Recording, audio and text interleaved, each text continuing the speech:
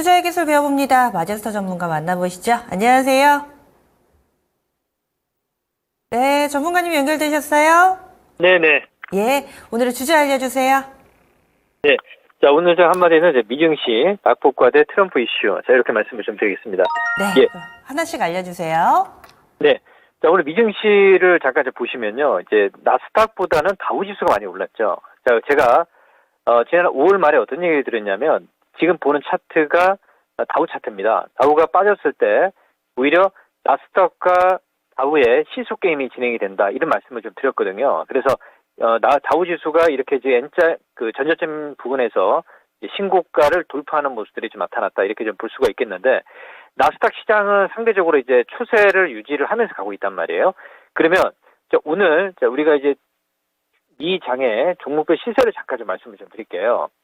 지금 보시면, 애플이라든지, 지금 계속 신고가 나타나고 있죠. 아마존닷컴. 근데, 아마존닷컴도 신고가에서 눌림목 주고 있고, 테슬라 같은 경우가 N자형으로 올라가고 있습니다. 그리고 지금 보시면 리비안이라든지 루시드라든지 바닥권에서 전기차 관련 낙폭과대 종목군들이 이 시세를 분출을 하고 있거든요.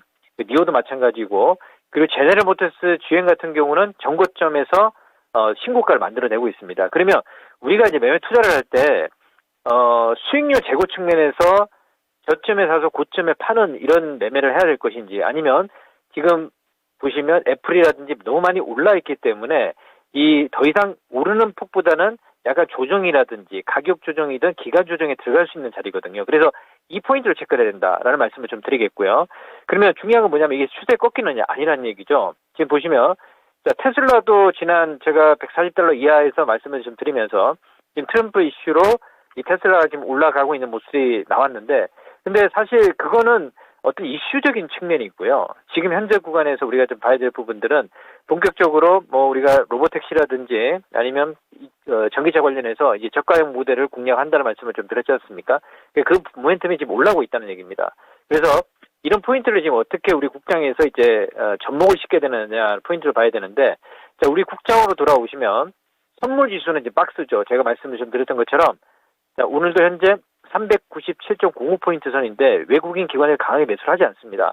그 얘기는 무슨 얘기냐면, 자, 기관들 쪽에서 금융투자 쪽에서는 이미 한 발 빼고 있습니다. 선물 수익률을 가져가고 있는 상황에서 한 발 빼고 있고요. 외인들이 지금 8조 이상 지난 1월 29일 이후에 누적이기 때문에 끝없이 수익을 가져가고 있습니다. 근데 이 물량들을 받아줄 투자 주체가 외인 이외에는 지금 현 구간에 없다 보니 시장은 박스권으로 진행될 수밖에 없고요. 그러면 지수 포인트를 보게 되면 현재 거래소 쪽이 2,863포인트 선입니다. 제가 어떤 얘기를 드렸냐면, 이 시장은 무조건 21선과 이격 조정을 받아야 된다 말씀을 좀 드렸습니다. 그게 가격 조정으로 진행이 될지 아니면 기간 조정으로 진행이 될지 이런 포인트를 봐야 되는데, 현재 구간에서는 기간 조정으로 좀 진행이 되는 모습이 보이고 있거든요. 그래서 이 신고가 종목들도 대형주들이 더 가기는 좀 부담스럽고요. 그리고 그동안 많이 오른 종목들은 당연히 조정 구간에 나타날 수 있겠다 이런 말씀을 좀 드리겠고, 자, 지금 다시 코스닥 쪽으로 오시면 코스닥 쪽이 지금 N자형으로 눌리는 상황입니다. 그래서 제가 850포인트 부근에서 이 눌림목이 진행이 돼서 다시 N자형으로 갈 거라고 생각을 했는데, 오히려 이제 어제 빠졌단 말이에요. 트럼프 이슈로 2차전지 관련 종목들이 뭐 단기간에 악재라고 받아들이는 것 같은데, 저는 오히려 잠시 후 말씀을 좀 드리겠지만 호재라고 말씀을 좀 드리겠고요. 가격적인 포인트를 보게 되면, 그래서 840포인트에서 내려오면, 만약에 직전 저점까지 내려오면 오히려 다시 저점 매수 공략 포인트를 잡아야 된다는 말씀을 좀 드리겠습니다. 자, 그러면 신고가 종목들 말씀을 좀 드릴게요, 시청자 여러분들.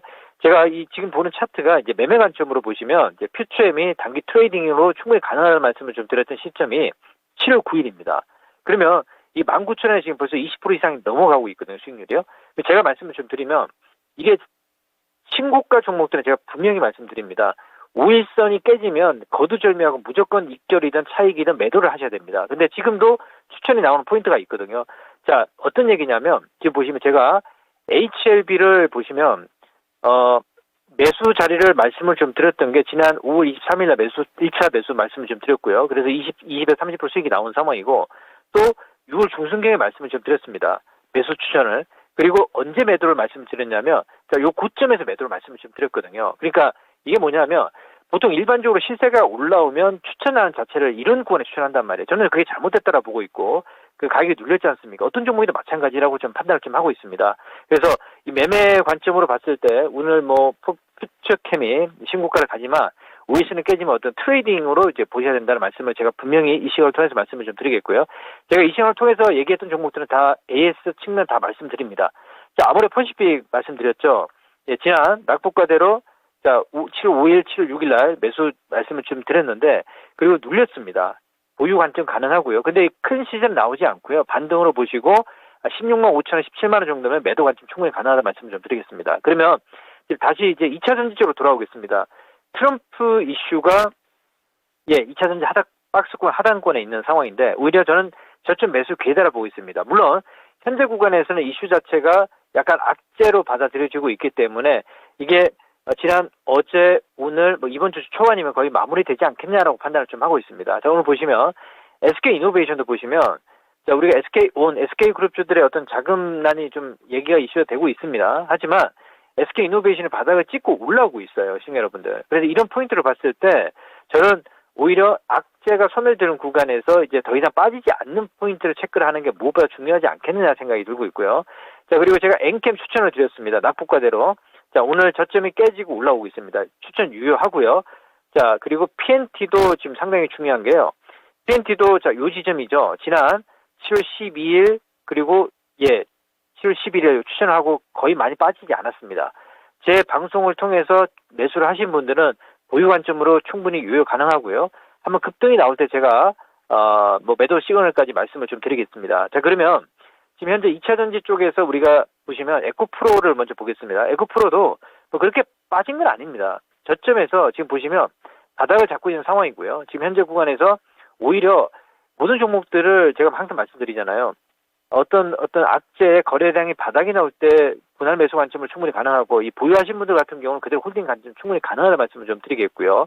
그리고 우리가 이제 에코프로 BM 같은 경우는 이제 시장과 이제 아까도 말씀을 좀 드렸지만 코스닥 시장이 눌리기 때문에 시총 상위 종목인 에코프로, 에코프로 BM 이런 종목군들의 하락이 좀 진행이 되기 때문에 근데 크게 많이 하락은 아닙니다. 그래서 지수와 연동되기 때문에 많이 올라올 수는 없어요. 그래서 그 지점에서 제가 판단 건데 지금 코스닥 쪽에서 지금 840포인트 선이거든요. 이제 만약에 뭐 빠져서 835까지 내려면 저번주에 매수 포인트다 다시 말씀 좀 드리겠고요. 그러면 2차 전지 섹터들도 트럼프 이슈로 지금 거래 없이 빠졌단 말이에요. 그러니까 이게 심리적인 측면이 커요. 네, 그래서 이게 주 후반 쪽으로 가게 되면 저는 이제 어느 정도 이제 소강 상태로 마무리된다라 보고 있기 때문에 매수가 좀 충분히 가능하다는 말씀을 좀 드리겠고요. 자, 포스코 퓨처엠 같은 경우도 마찬가지입니다. 지금 제가 두 가지를 말씀드리고 있죠. 첫 번째는 신고가 종목들은 트레이딩 관점 충분히 가능하고 중장기적으로 가져갈 수 있는 종목들은 포스코 퓨처엠을 지금 거의 한 6중 바닥을 만들어내고 있거든요. 억지로 밀어내는 건 한계가 있다 말씀을 제가 분명히 좀 드리겠습니다. 이 말씀 좀 드리겠고 보유하신 분들 같은 경우는 충분히 매수 관점 가능하다는 말씀을 좀 드리겠고요. 장비주도 쪽으로 보면 또 이제 우리가 KN솔이 지금 움직임이 나타나고 있지 않습니까? 이제 7% 이상 지금 상승이 나타나는데 충분히 매수 관점 가능하다는 말씀을 좀 드리겠고요. 그리고 지금 TG스틸이라든지 이게 좀 과하게 빠졌단 말이에요. 삼알미늄 이런 종목군들 그리고 SKC 같은 경우도 지금 좀 다 눌렸다고 판단을 좀 하고 있습니다. 그래서 제가 보는 관점은 이 시점에서 다시 낙폭과대 메리트가 상당히 많이 좋아지고 있습니다. 그래서 어떤 우리가 2차 전지 섹터가 우리 국내 시장의 어떤 마켓이 아닌 전 글로벌 시장에서 이 소재 관련주들, 양극재, 음극재 다 지금 석권을 하고 있는데 제가 조금 시장에서 어떤 단기 이슈로 좀 악재 매도가 나오기 때문에 좀 아쉬운 부분이 좀 있지만 저는 뭐 상승에는 이상 뭐라고 말씀을 제가 분명히 드리도록 하겠습니다. 이렇게 마무리하겠습니다. 네, 고맙습니다. 예, 감사합니다. 마저스입니다. 네. 지금까지 투자의 기술 배워봤습니다.